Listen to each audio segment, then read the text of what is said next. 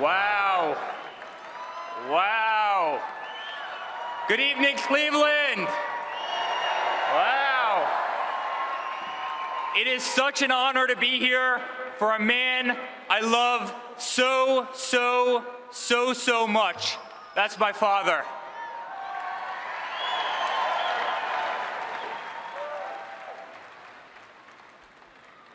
"13 months ago, my father sat my family down and told us the time had come.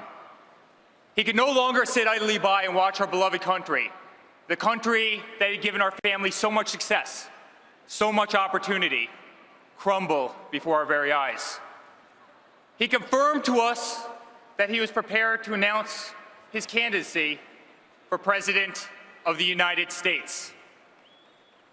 He made sure to acknowledge that ours would not be an easy path, that we should prepare ourselves for what was to come, that we'd quickly learn who our true friends were. Without hesitation, we each committed our unwavering support. But this time, none of us could have predicted what lay ahead. The records he would break, the stadiums he would fill, the movement he would start. Today, my father stands before you with the most primary votes of any Republican candidate in the history of our nation.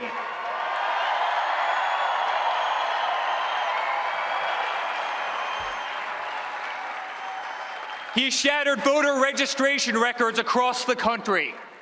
He has defied the predictions of every single political pundit and turned traditional debates into must-see TV. He has inspired multiple generations, including my own, like millennials like myself, who have so little faith in our politicians that they no longer even consider public service to be a noble career.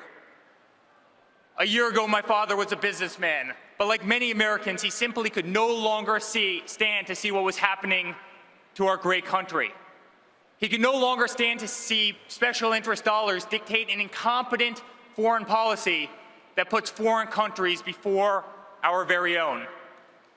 He could no longer tolerate an inept administration that considers giving $150 billion to Iran or releasing 5 radical Islamic terrorists a successful negotiation. He could no longer bear witness to our continued Second Amendment attacks.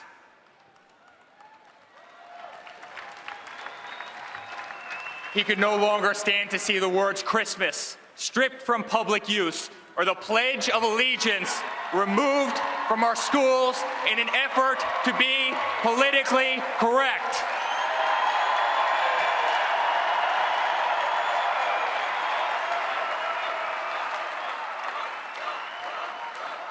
So my father made the courageous decision to set aside a company to which he has dedicated his entire life, to set aside a global brand that he has made synonymous with success, with quality, with uncompromising, just the best.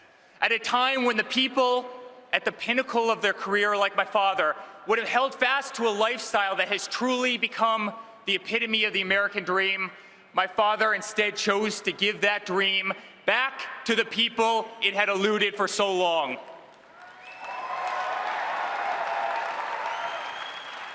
As daunting of a journey as he knew it would be, for him, it was the easiest decision in the world.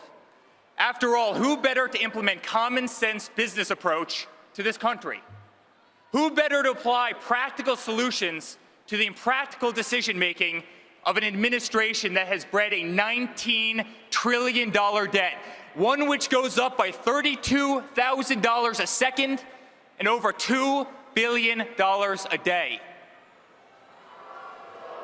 Who better implement common sense tax reductions for one of the highest taxed nations in the world, allowing our citizens a chance to keep more of what they earn as opposed to having it squandered away by our inefficient government? Who better negotiate the return of countless American manufacturers like Nabisco and Ford and Carrier and so many others back to the United States where they began than a man who has single-handedly employed tens and tens and tens of thousands of people around the country?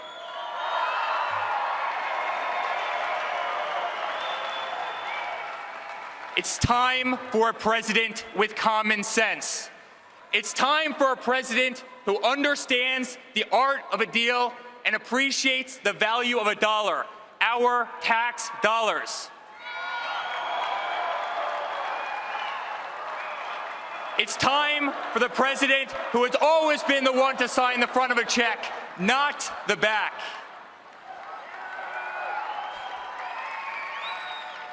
Throughout my father's career, he has been repeatedly called on by government to step in and save delayed, shuttered, and grossly over-budget public projects. Everything from the exterior of Grand Central Terminal in New York to the iconic old post office in Washington, D.C., just to name a few. Back in 1986, the city of New York tried to refurbish a simple ice skating rink in Central Park. The project dragged on for over 6 years and ballooned to over $13 million. $5 million over an already inflated budget. That's when my father, who overlooked this disastrous construction site from his office window each and every day, decided he had to step in. Disgusted by government incompetence and ineptitude, he invested $2 million of his own money in order to complete the project. What had taken the city over half a decade to botch, my father completed in less than 6 months, 2 months ahead of schedule, and over $1 million under budget.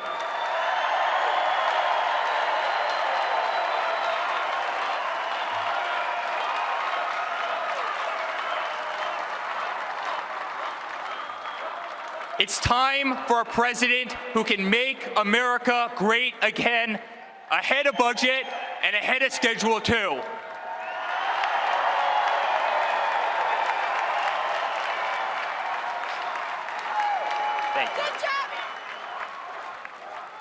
My father has revitalized rundown neighborhoods, shaped skylines across the country, and turned dreams into reality his entire career. It's what he does. It's who he is. Oprah Winfrey once famously asked my father if he ever envisioned running for the presidency of the United States. His answer?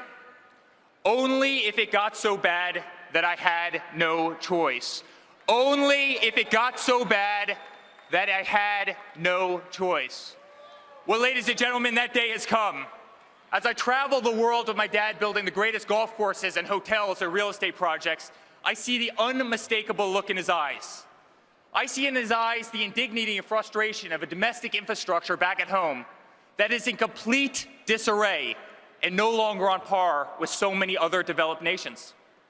I see in his eyes the sadness of innocent lives lost, like those of Kate Steinle and Jameel Shaw, and so many others cut short by illegal immigrants in sanctuary cities, victims of a revolving door of government ineptitude and corruption that leaves innocent Americans defenseless.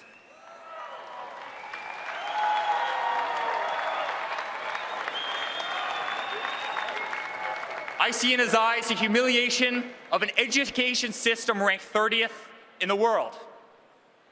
I see in his eyes the disgrace of nearly $400 billion trade imbalance with China, the $60 billion trade imbalance with Mexico, and the continued destabilization of the Middle East, which has cost our nation trillions and trillions of dollars and thousands of lives. But today I see in his eyes a man who truly loves his country, who is proud of his country, and who wants his country to be great again.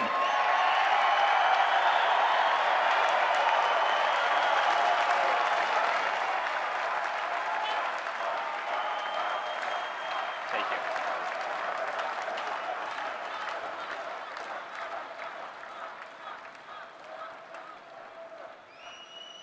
I want to thank my father over there for the life that he's provided me, for the life that he's provided my family, and the life that he's provided all of our employees around the world.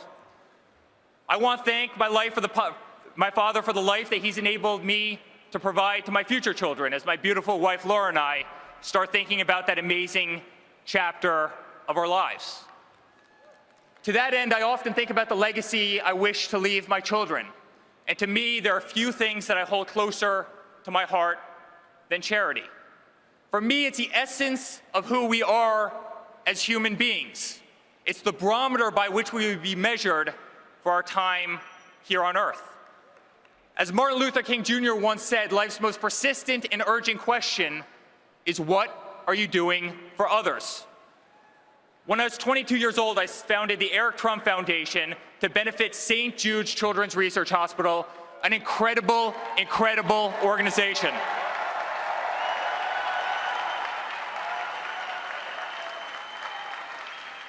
I run my foundation based on the principles my father taught me: honesty, integrity, and values. I expect other charities to be run by the same moral code, not serve as conduit for personal enrichment, not become a beacon of corruption and scandal.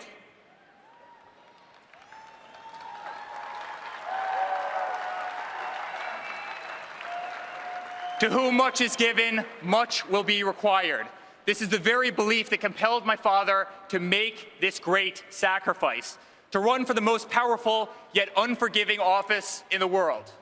There is no greater calling. There is no more selfless an act.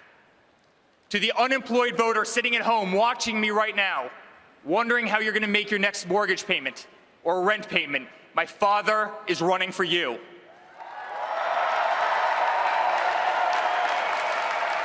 To the veteran tuning into the speech from his or her hospital, who has been ignored and disrespected by an ungrateful system for far too long, my father is running for you.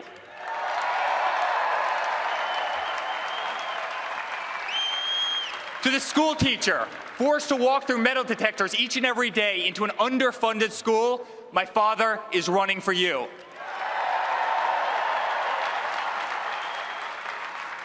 To the laborer watching me right now, forced out of a job by undocumented workers, illegal immigrants, my father is running for you.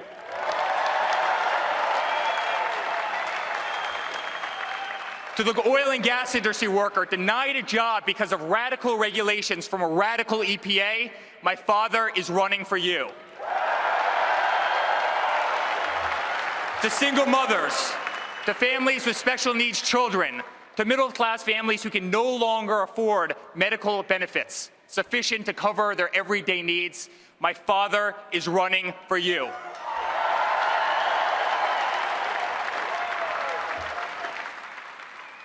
This November, I ask you to be true to yourself and vote for the candidate who you know is running for the right reasons. Vote for the candidate who has never been a politician. Vote for the candidate who has never received a paycheck from our government. Thank you.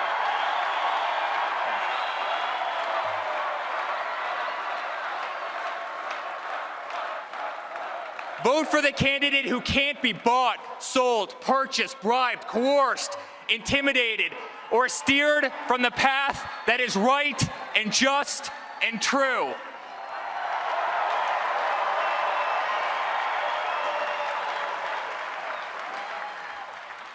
And quite frankly, friends, vote for the one candidate who does not need this job.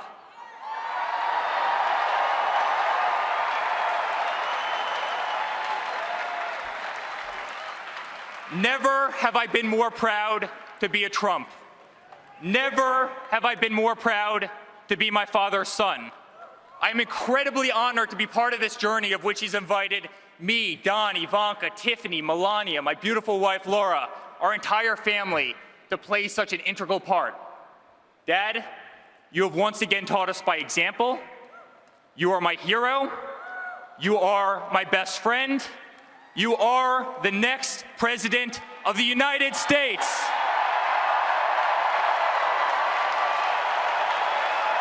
God bless America.